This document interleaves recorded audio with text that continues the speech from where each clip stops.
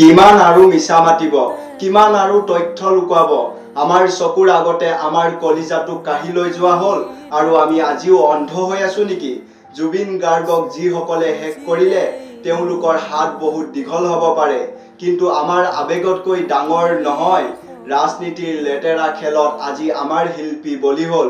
যাক আমি ভগৱান বুলি ভাবিছিলো, তেওঁক পৰিকল্পিতভাৱে হত্যা কৰা হৈছে। এয়া কোনো সাধাৰণ ঘটনা নহয়, এয়া এক গভীৰ চক্ৰান্ত। কিয় তথ্যবোৰ লুকুৱাই থকা হৈছে? কিয় আমাক মিছা বুজোৱা হৈছে? কাৰণ হত্যাকাৰীৰ গাত চৰকাৰী মোহৰ আছে। অসমীয়াৰ তেজ যদি এতিয়াও গৰম হোৱা নাই, তেন্তে আপুনি জুবিনদাৰ অনুৰাগী নহয়। আমাক ন্যায় লাগে।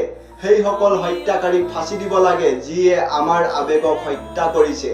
আমি ভাগৰা নাই, আমি যুঁজিম। শেষ উশাহ থকালৈকে জুবিনদাৰ ন্যায়ৰ বাবে যুঁজিম। এই ভিডিঅ'টো ইমানেই শ্বেয়াৰ কৰক যাতে দিল্লী দিছপুৰ কঁপি উঠে। যিমান পাৰে আকৌ এবাৰ কমেণ্ট কৰক জাষ্টিছ ফৰ জুবিন গাৰ্গ। চেনেলটো ছাবস্ক্ৰাইব নকৰিলেও কোনো কথা নাই, কিন্তু এই সত্যটো সকলোৰে মাজলৈ লৈ যাওক। ধন্যবাদ। জয় আই অসম।